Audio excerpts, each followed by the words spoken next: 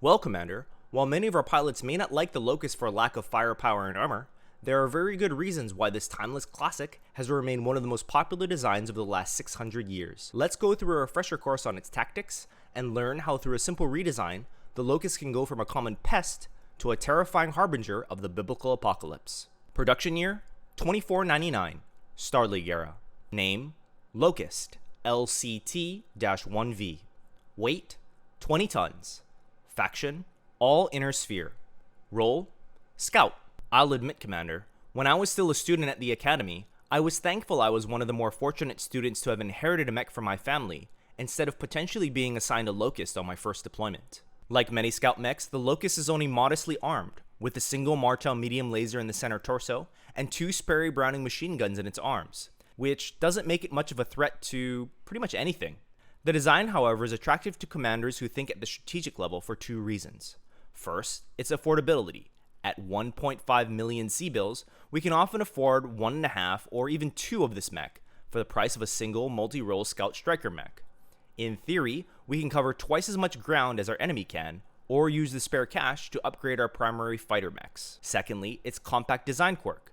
This allows us to pack in 2 of the Scout mech per mech bay, which clears up space to take another medium, heavy, or even assault mech, which may make the difference during deployments. Availability-wise, the design is one of the most commonly available in the inner sphere, making up between 14 to 18% of all light mechs deployed by the Great Houses.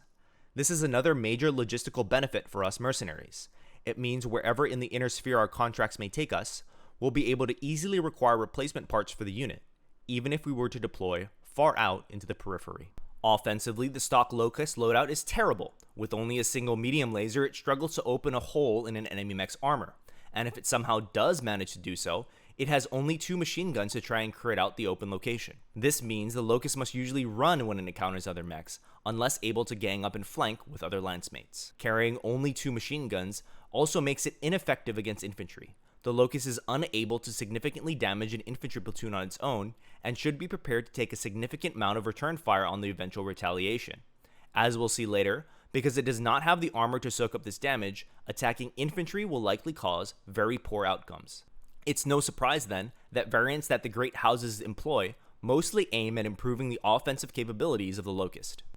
Defensively, the Locust is not bad for a 20-tonner, but overall mediocre compared to other mechs. The mech has 3 critical locations it must defend with its armor, and meets the minimum benchmark of being able to block a single hit from a large laser on all of these critical locations. For whatever reason, the stock variant is over-armored on the head. I would have liked to see an armor rebalance that reduced armor on the less often targeted head location, and spread it to the more commonly hit locations, like the arms or legs. While it does have the narrow, low-profile quirk, which helps a bit with defense, we do need to be aware that lack of arms and a cramped cockpit will make it very difficult for our newer pilots to stand up if the Locust legs ever do give out.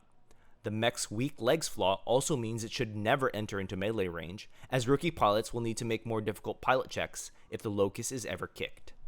A careful pilot should be able to mitigate at least a few of these flaws with the Locust's outstanding speed though. With a movement of 812, it should be able to dance out of the way of most skirmishers and run circles around any kind of brawler.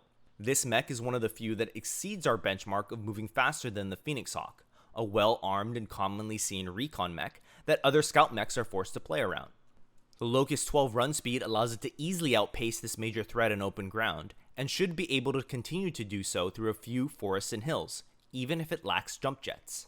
This makes the Locust one of the best light scouts we can use. Taking all these factors into account, Commander, I would rate the Locust a C-tier mech.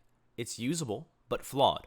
While its high movement makes it a particularly good scout mech, its terrible offense limits its ability to do much more than scout or spot for our mercenary company.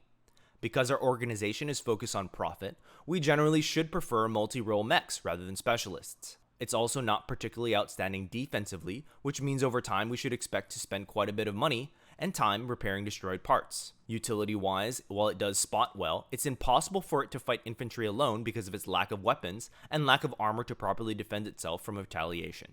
If we wanted to take a look at stock variants that have a bit more bite offensively, we could take a look at the Compelling Confederation's 1E variant, but I think the MechTechs and I have made something that's slightly better than that. But before we do, let me first brief you on how our pilots should use the standard versions if we do decide to take it into battle as is. On scouting missions, our Locust pilots should be daring. They have one of the fastest scout mechs ever produced and can easily disengage or shake off other mechs during a chase. In combat, they should always aim to move at least 7 or 10 hexes in order to give the maximum penalty to opponents trying to shoot at it. In company level battles, its primary role should be a spotter for our longer range missile carriers. Its speed also allows it to act as a flexible reactionary mech. It can move where needed to assist with securing objectives, intercept strikers trying to attack our back line, or flank heavier assault mechs if a close-range brawl breaks out. Pilots must also remember to never attack infantry platoons alone, but instead wait until they have additional mechs supporting it. With that said, let's go over to the mech bay and I'll show you a simple refit that makes this mech a bit more suitable for us mercenaries. We're designating this experimental Locust MERCX1 and naming it Plaguebringer for its ability to better harass larger mechs, in addition to calling down swarms of LRMs. This simple change is intended to give a Locust a bit more of an anti-mech bite, as it does not have enough hardpoints or weight to reliably fight infantry anyway. All we're doing is dropping both machine guns on the arms and replacing them with medium lasers, then rebalancing the armor to protect the arm locations a bit more. The refit is relatively cheap, costing 80,000 C-bills or 5.3% of the mech's total costs. It is a quick 4-day Class B field refit, meaning we can get it done without any specialized facilities. We just need a crane and some standard tools. The armor rebalance improves the armor on the arms so that the mech can no longer get crit by a single medium laser. It does this by lowering the armor on the head. While the mech can now be destroyed by a single PPC shot to the head location, I feel this is an acceptable trade-off since the arms are much more likely to get hit. The main change, however, is the increase in damage from 5 points to 15. This allows the mech to have an acceptable amount of damage to skirmish with. Keep in mind, however, this does not change the way the Locust fights.